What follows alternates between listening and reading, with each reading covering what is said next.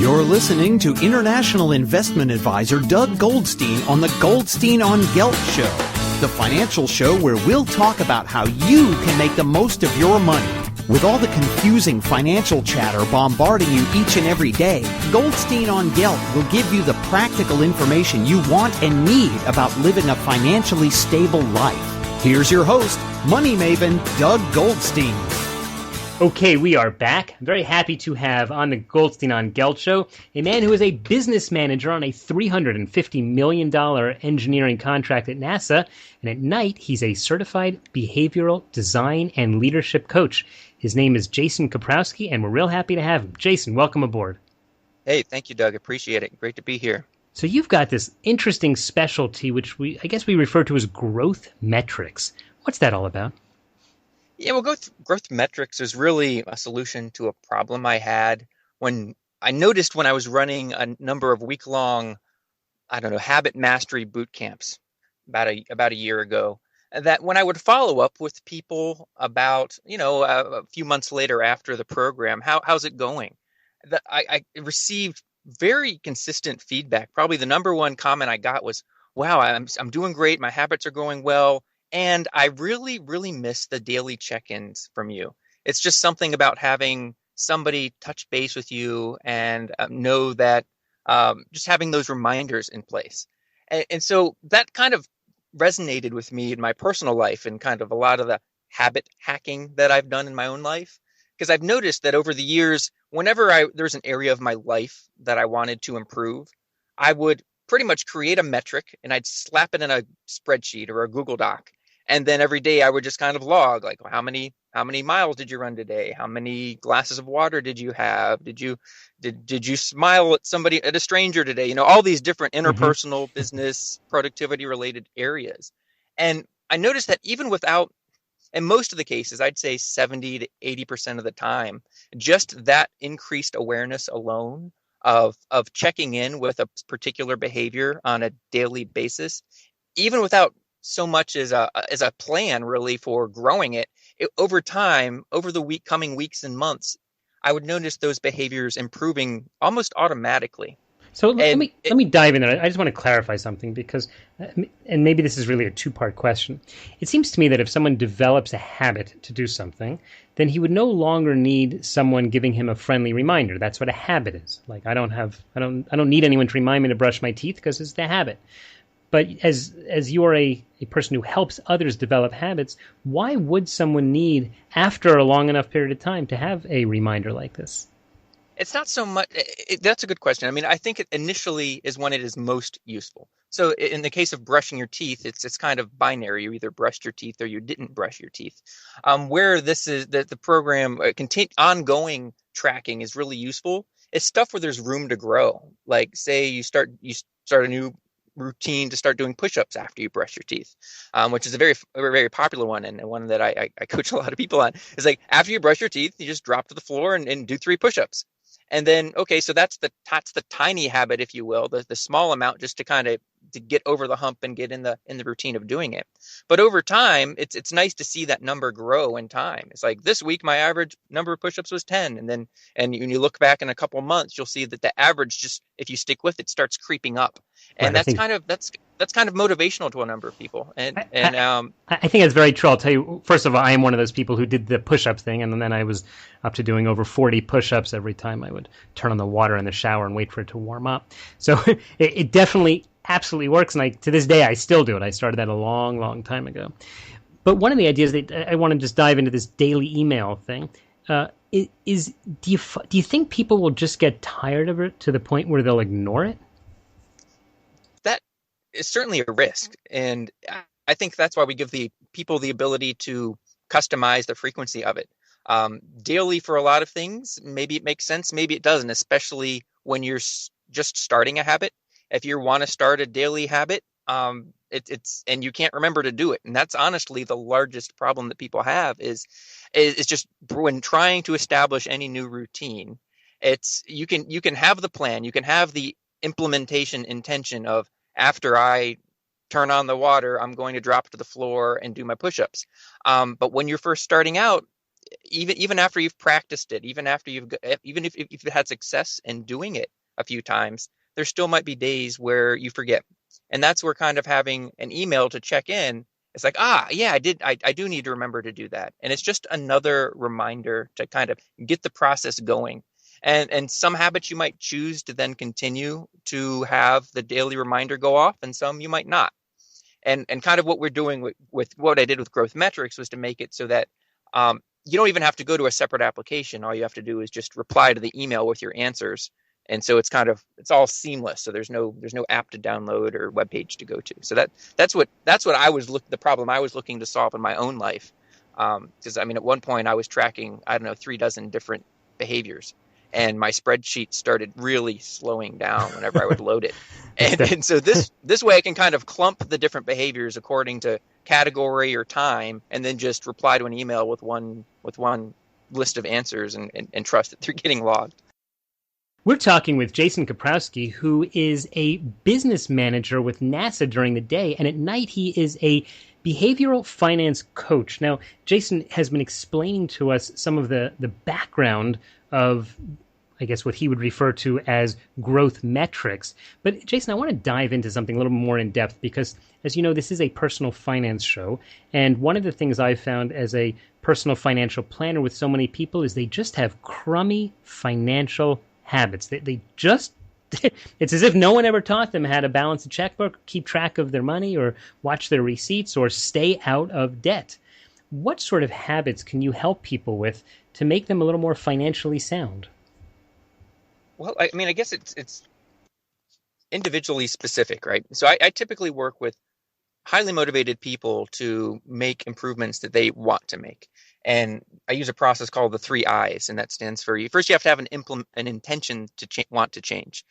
And then you have to implement that intention, and then you follow up and review the impact of the efforts and whether or not they were successful or not, and whether you need to make any modifications. So just when it comes those 3 I's once more, so for people who weren't ready. The first I is the intention to change.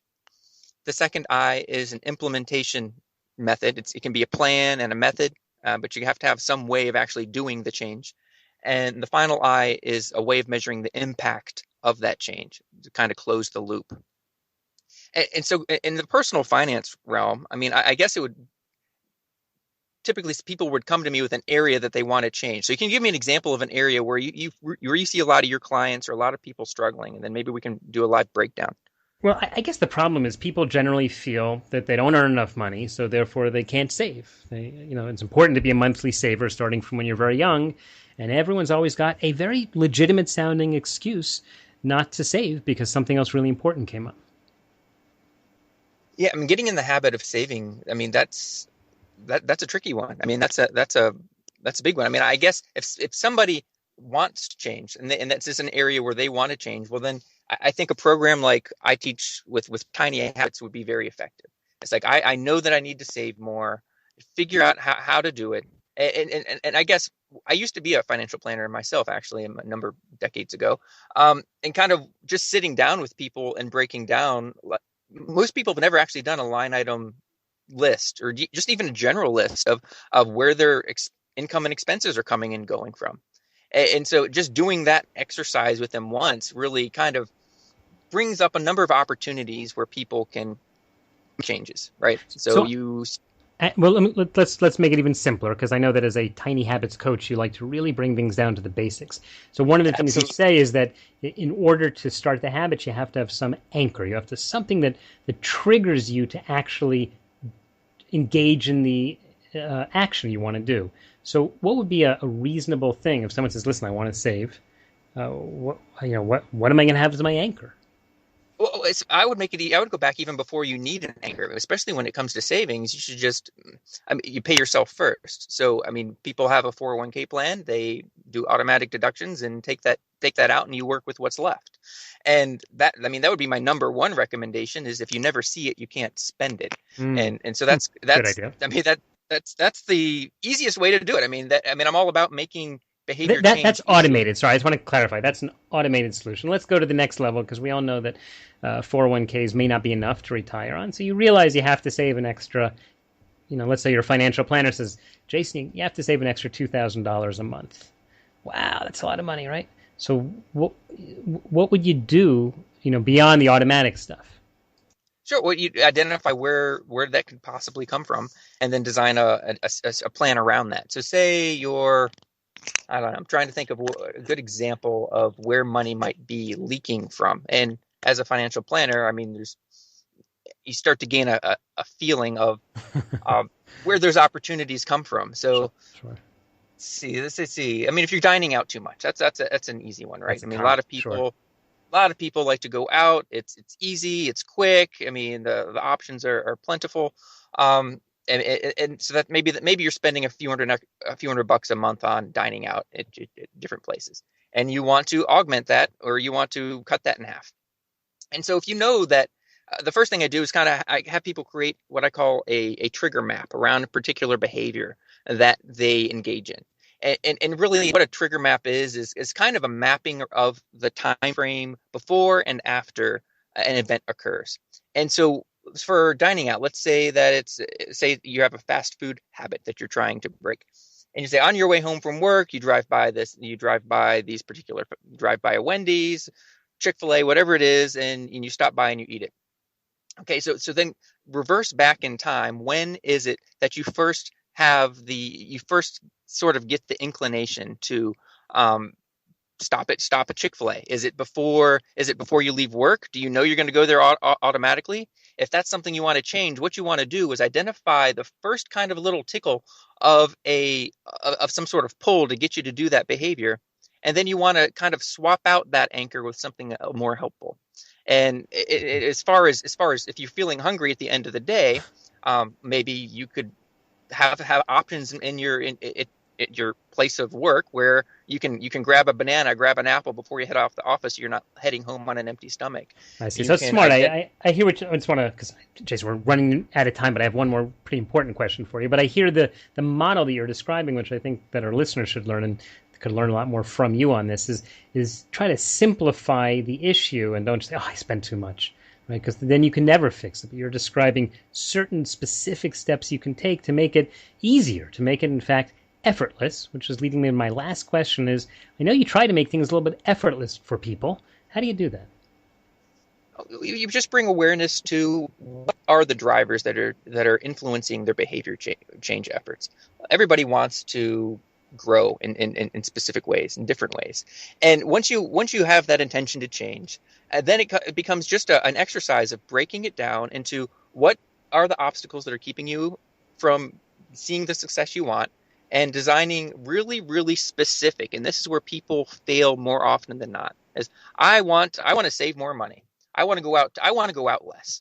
Okay, I want to go out to eat less. That's a great goal intention, but that's not a behavioral intention. A behavioral intention is after I pick up the keys and after I start my car, I'm going to drive down Route 60 instead of Route 30 because Route 30 has all the fast food restaurants on it.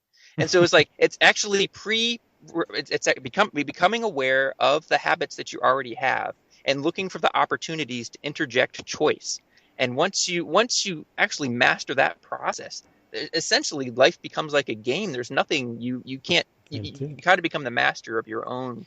The master of your own destiny, with the help of Jason Koprowski. Jason, we are just about out of time, so tell us in the last few seconds, how can people follow you, learn the work that you're doing, and keep in touch with you?